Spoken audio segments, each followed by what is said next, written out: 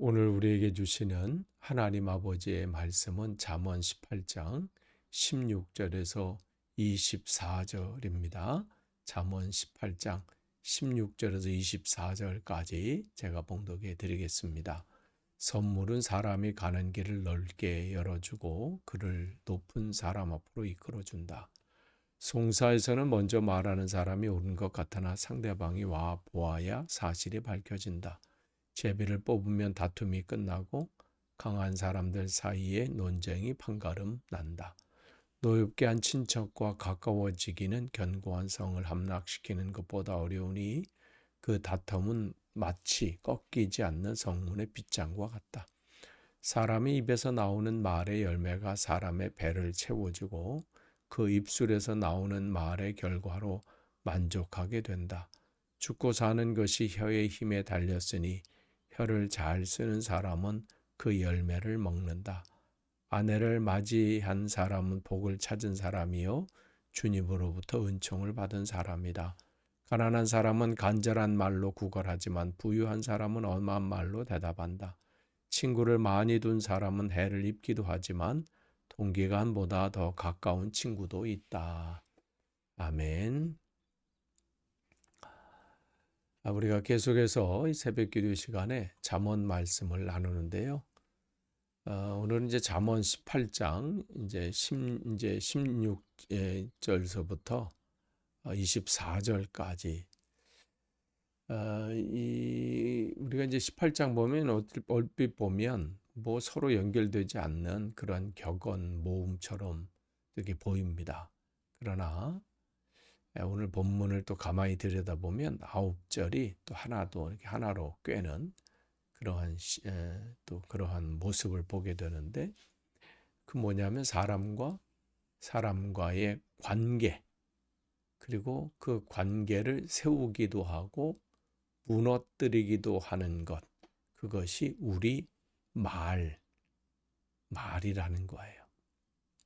그래서 16절에서 18절 보면 이제 법정의 다툼 또 19절에 형제 사이의 상황 또 20절에서 21절 입술의 열매 또 22절에서 23절까지 결혼과 가난과 부 그리고 마지막으로 이제 24절에 참된 우정 이런 부분을 얘기하는데 여기 모든 것들이 뭐냐면 내가 매일 말하는 이 말 있잖아요. 이 말과 관계가 있다는 거예요.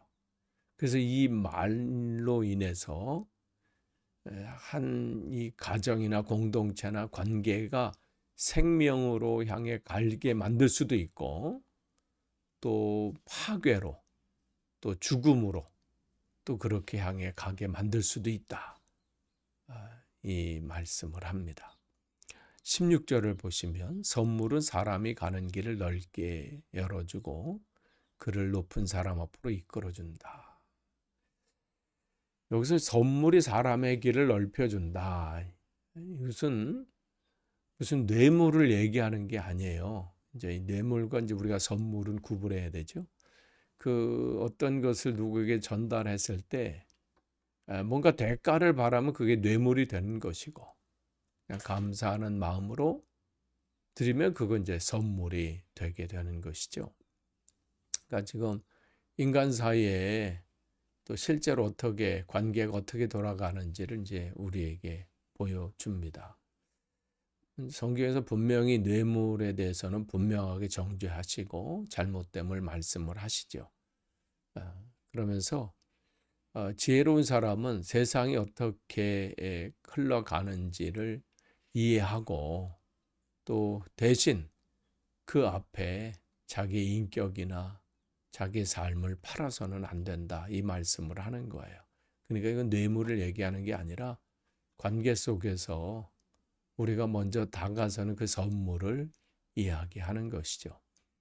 17절 보면 송사에서는 먼저 말하는 사람이 옳은 것 같으나 상대방이 와봐야 사실이 밝혀진다. 17절에 이제 법정의 한 장면을 얘기하는데 우리가 얼마나 한쪽의 말만 듣고 성급하게 판단하고 또 결정을 내릴 때가 많잖아요. 성경적인 지혜는 뭐냐면 끝까지 듣고 반대편의 이야기도 인내함으로 듣고 그때 판단하다. 이 말씀을 하세요. 우리가 이제 교회에서나 또 뭐 가정에서나 또 관계 속에서 또 특별히 이제 교회에서 그런 일들이 많이 일어나요. 그 성도 사이에 오해와 갈등이 일어났을 때 우리가 반드시 붙들어야 할 태도가 이거예요. 한쪽의 얘기만 듣고 아유 저분이 저랬어? 이렇게 판단하는 것이 아니라 특별히 식분자일수록 더 마찬가지입니다. 이건 저에게 더욱 더 적용되는 것 같아요. 한쪽의 이야기 또 한쪽의 상황들을 보고 판단하는 것이 아니라 다 듣는 지혜 또 그 인내가 우리에게 필요한 것이죠. 또 18절에 제비를 뽑으면 다툼이 끝나고 강한 사람들 사이에 논쟁이 판거름 난다. 우리가 관계 속에서 때로는 논리로 또 내 주장으로 풀어지지 않는 것들이 있잖아요. 그런 관계 속에서 그럴 때 답답하기도 하고 또 속상하기도 하지만 오늘 이 잠언을 통해서 뭐라고 말씀하시냐면 이 구약 성경에서 제비를 뽑는다는 것은 결국은 하나님의 섭리 또 하나님의 뜻을 구한다는 또 그러한 모습이기도 해요. 그러니까 제비를 뽑으면 다툼이 끝난다 이런 이 얘기는 그냥 뭐 아유 이제 될 대로 되라 이 얘기가 아니라 최종 판단은 주님께 맡긴다 이런 뜻이에요. 그러니까 우리가 관계 속에서 때로는 틀어지기도 하고 또 갈등이 일어나기도 하고 의견의 대립도 있고 그렇잖아요. 그래서 때로는 뭐 그 관계가 뭐 어렵기도 하고 그럴 때 내 주장을 계속 펼치는다고 해서 그 되는 것도 아니고 그럴 때 뭐라고 그러냐면 지혜자는 최종 판단을 주님께 맡기는 것이죠. 그러니까 우리가 힘껏 다해서 나의 의견을 얘기해요. 의견도 얘기하고 주장도 하고 또 논리적으로 펼치기도 하고 또 자료를 제출하기도 하고 뭐 여러 가지 상황 그럼에도 불구하고 풀리지 않고 또 그 해결되지 않은 또 상황들이 있잖아요. 나는 열심히 준비하고 논리적으로 설명하고 뭐 할 수 있는 방법을 다 동원해서 또 이해시키려고 하고 하는데도 풀어지지 않고 또 그 이 담이 계속 쌓이는 그런 상황이 될 때 하나님의 주권 앞에 무릎을 꿇는 거예요. 주님, 제가 할 만큼은 다 했습니다. 하나님 주님 내가 이렇게도 해보고 저렇게도 해보고 다 했는데 이 관계가 지금 또 이 온전히 회복되지 않습니다. 또 이것이 지금 상황이 또 이게 해결되지 않습니다. 주님, 주님께서 하셔야 합니다. 그 맡기는 거예요. 그게 지혜자라는 거죠. 또 19절에 보면 노엽게 한 친척과 가까워지기는 견고한 성을 함락시키는 것보다 어려우니 그 다툼은 마치 꺾이지 않는 성문의 빗장과 같다.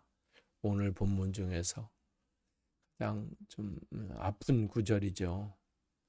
사실은 낯선 사람과 또 어쩌다 한번 본 사람과의 갈등이나 문제보다는 늘 가까이 있는 사람, 뭐 그게 가족이든 형제든 또 가까운 지체들 또 성도들과의 그 이 갈등 그런 또 대립들 또 때로는 거기서 받는 상처를 주고 또 받고 이런 것들이 더 심하죠.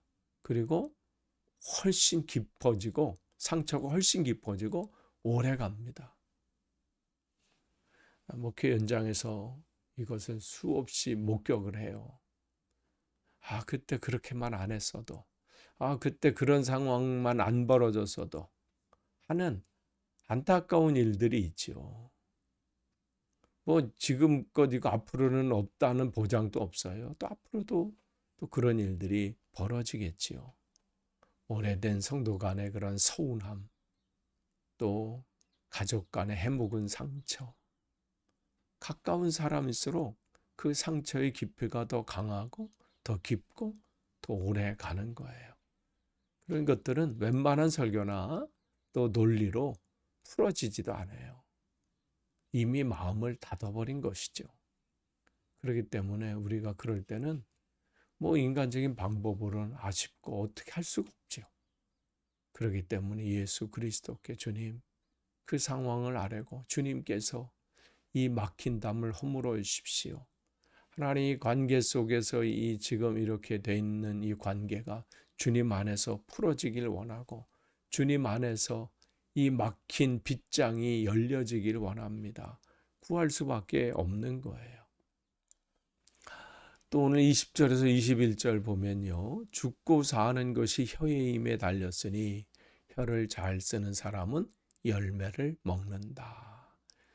이 원어를요. 문자적으로 이걸 풀이하면요. 죽음과 생명이 혀의 손에 있다.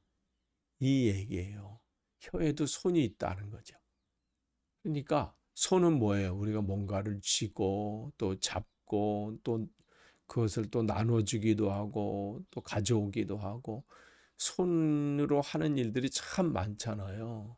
마치 우리의 혀가 이 손처럼 날마다 누군가에게 생명을 건네기도 하지만 때로는 상처를 주기도 하고 죽음을 건네기도 한다. 이 얘기예요. 그렇기 때문에 잠언에는 말에는 반드시 열매가 있다. 그러니까 씨를 뿌리면 열매를 거두듯이 우리가 뱉은 이 말 한마디, 이 말 한마디가 반드시 우리 자신이나 또 이 말을 듣는 사람의 삶에 결실을 맺게 돼요. 좋은 결실을 맺기도 하지만 때로는 상처라고 하는 아픔이라고 하는 그 열매를 맺기도 한다는 것이죠. 그러니까 이거 우리가 특별히 가까운 사람들, 우리 자녀들이나 아내나 남편이나 또 가까이 교제하는 사람들, 그들에게 상처의 열매가 맺지 않도록 아픔의 열매, 트라우마의 열매 이런 것이 맺히지 않도록 우리의 이 말을 조심하는 것은요. 또 조심하고 또 조심해도 지나침이 없어요. 22절에 보면 아내를 맞이한 사람은 복을 찾은 사람이요 주님으로부터 은총을 받은 사람이다.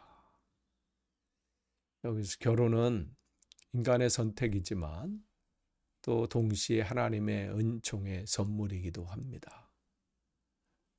그렇기 때문에 우리가 20절에서 21절에 보는 그 혀에 이 혀로 인해서 이 말로 인해서 좋은 열매를 맺기도 하고 그렇지 못한 열매를 맺기도 하잖아요. 배우자와의 관계 역시 우리가 이 혀의 열매, 이 말의 열매가 매일 시험받는 자리입니다. 그러니까 우리가 남편에게 하는 말, 아내에게 하는 말이 생명의 열매를 맺어야 되는데 때로는 상함의 열매 또 마음의 문을 닫아버리는 빗장의 열매가 되어서는 안 되는 거예요. 그러니까 이 말의 시험은요, 이 말의 열매는 먼 딴 데서부터 열매 맺지 않아요. 가장 가까운 데서 열매를 맺고 있어요. 남편, 아내, 자녀. 그러니까 여러분이 하는 말은요, 거기서부터 지금 열매를 맺고 있는 거예요.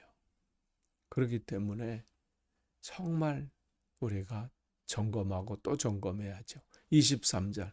가난한 사람은 간절한 말로 구걸하지만 부유한 사람은 엄한 말로 대답한다.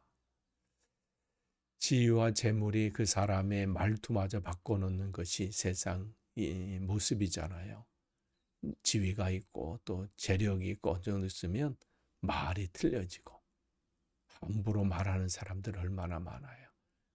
그것도 하나의 권력이랍시고 또 그렇지 못한 경우는 정말 그 말 자체도 정말 힘이 없지요. 그렇기 때문에 우리의 삶은 정말 연약한 약한 사람, 보잘것없는 사람 앞에서 나는 어떠한 말을 하고 있는가? 그들에게 엄한 말, 강압적인 말, 그냥 명령적으로 다 얘기하는가? 아니면 내 말이 그들에게 유순한가? 이쁜 말을 하는가? 점검하는 거예요. 그러니까 우리의 말은 모든 사람 앞에 동일해야 된다는 거예요. 또한 마지막 24절에 친구를 많이 둔 사람은 해를 입기도 하지만 동기간보다 더 가까운 친구도 있다. 많은 친구, 그것이 때로는 부럽게 생각하는 이들도 있어요. 아, 저 사람은 친구가 많아서 좋겠다.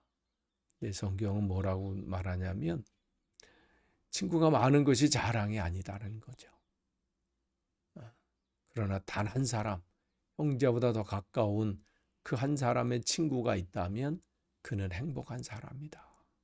여러분에게 그러한 친구조차도 없는 분이 계신가요? 그런데 우리에게 세상 어떤 사람과 비교할 수 없는 예수 그리스도, 우리의 친구 되신 주님이 계시죠. 주님께서 우리에게 말씀하셨어요.